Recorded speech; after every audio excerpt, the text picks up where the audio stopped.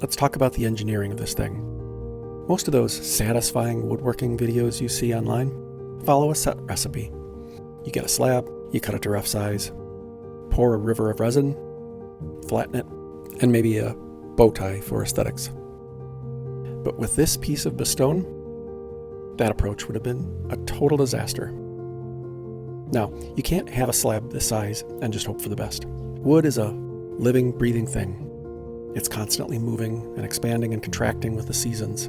It's essentially a thermal mass of cellulose. If you don't respect that, the internal tensions will eventually tear the piece apart. So I had to reverse the entire process. The ebony bow ties were deliberately fitted before the slab was even cut to size. I had to mechanically arrest the movement while the wood was still in its raw, chaotic state. It's like bracing a wall before you cut a doorway through it. You don't cut first and hope it stands. You support the load and then you open it up. And this wasn't a one and done job, because this crack ran the entire length of the slab, and there was so much potential movement during the flattening process that the original bow ties were left paper thin, much too thin to keep their bite. So I had to go back in, reroute, refit, and relayer those ebony stitches.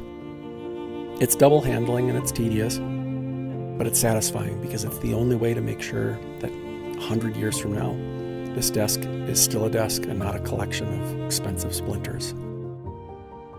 I'm John from Black Walnut Studio.